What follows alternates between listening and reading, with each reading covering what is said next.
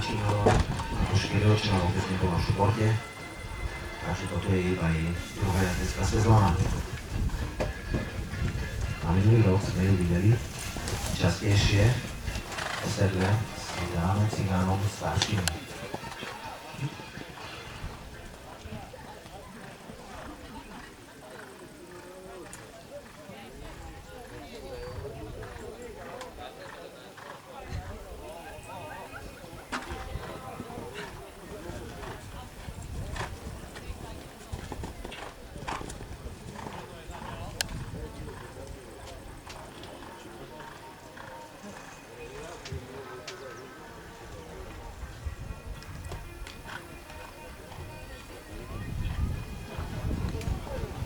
Dvojskok, dobre absolvovaný.